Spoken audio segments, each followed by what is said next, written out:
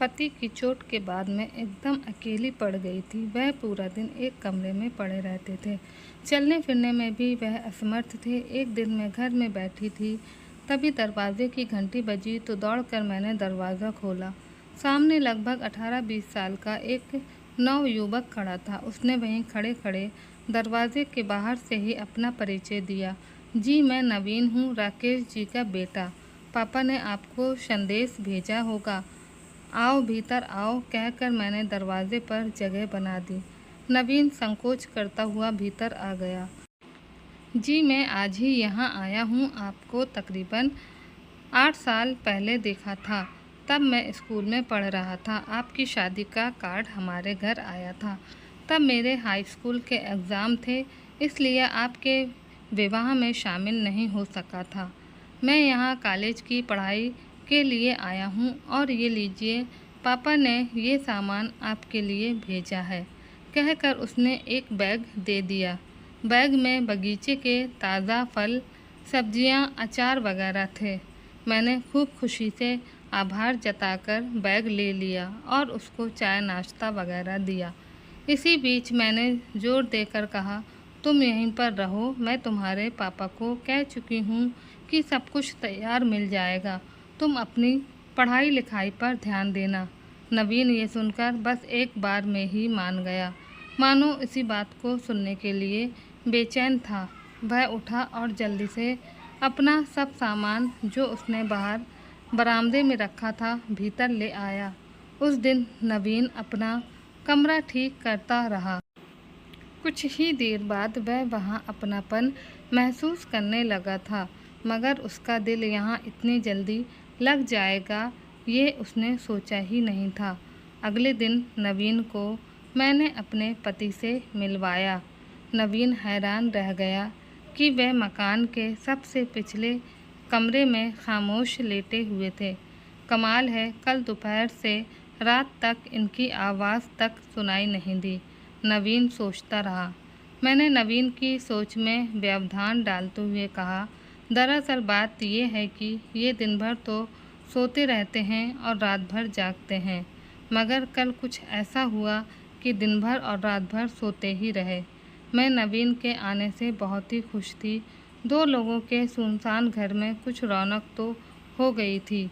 2 दिन बाद एक दिन नवीन रसोई में आकर मेरा हाथ बटाने लगा तो मैं हंसकर बोली, अभी तुम बच्चे हो, तुम्हारा काम है पढ़ना। जवाब में उसने कहा, हाँ, पढ़ना तो मेरा काम ज़रूर है, मगर इतना भी बच्चा नहीं हूँ, मैं पूरे 20 साल का हूँ। मैंने आश्चर्य से देखा तो नवीन बोला, कॉलेज में पढ़ता हूँ, अब बच्चा नहीं रहा गया। मैं हूँ कहकर मैं चुप हो गई। एक दिन बातों बातों में नवीन ने मुझसे पूछा, आपके पति को क्या हुआ है? वह कमरे में अक्सर क्यों रहते हैं? वह बिल्कुल फिट थे, पहले तो अच्छा खासा कारोबार देख रहे थे। हमारा खुद का कारोबार था, उससे बहुत अच्छी आमदनी होती है। हुआ ये कि ये पिछले साल ही एक पेड़ से गिर पड़े।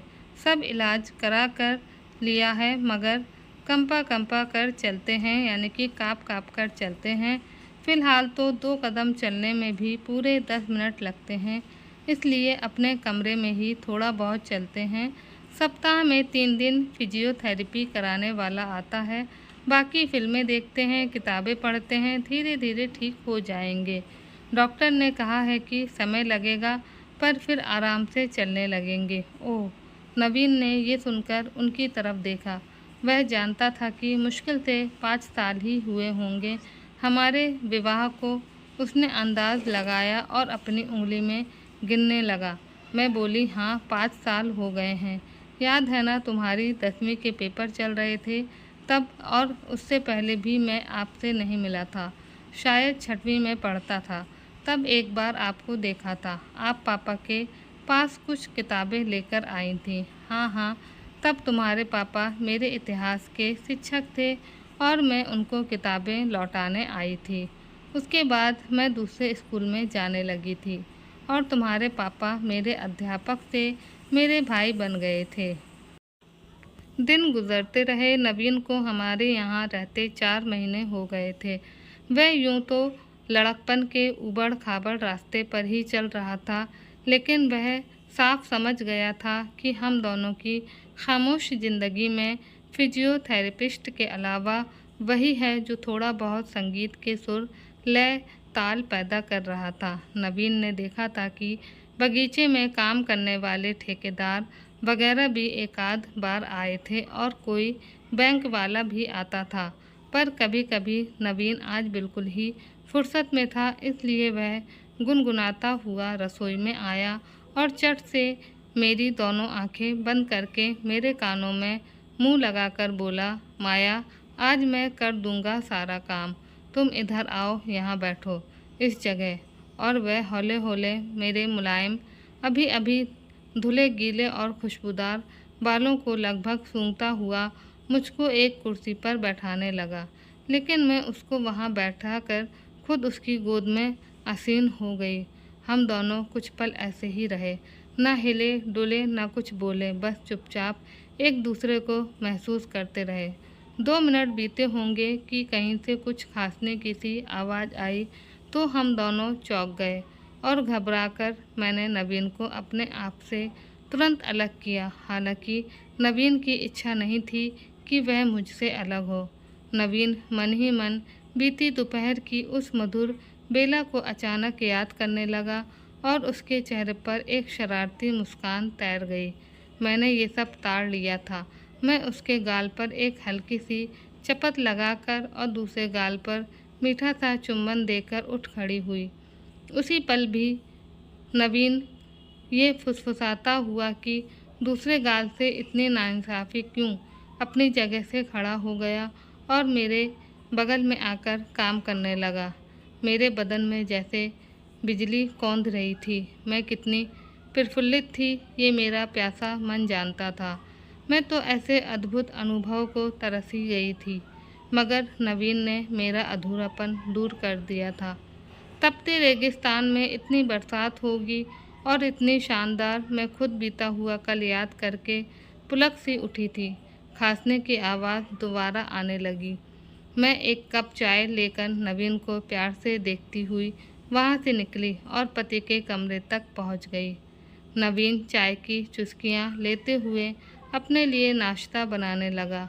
उसने जानबूझकर 2 बार एक छोटी कटोरी फर्श पर गिराई, मगर मैं उसके इस इशारे को सुनकर भी उसके पास नहीं गई। पति की दोनों हथेलियों को सहलाती हुई मैं उनमें नवीन की देह को महसूस करती रही और अपने आप से बोलती रही, प्यार हमारे जीवन में बिल्कुल इसी तरह आना चाहिए, किसी उन्मुक्त झरने की तरह। मेरे भीतर गुदगुदाहट सी मधोशी छा रही थी, लेकिन मैं इस बात से बिल्कुल ही बेखबर थी कि पति को मेरा अनजाना सा स्पर्श उद्वेलित कर रहा था। वे कल से एक नई माया को देखकर हैरान थे। इस पूरे हफ्ते मैंने और भी कुछ नया नया सा रूप दिखाया था। मैं उनकी तरफ पीठ करके लेटती थी, मगर अब तो हम दोनों बिल्कुल आमने सामने होते थे। अब आजकल तो चमत्कार हो रहा था। मैं जैसे नई नवेली दुल्हन सी बन चुकी थी और मेरे ये तेवर और अंदाज मेरे पति को चकित कर रहे थे।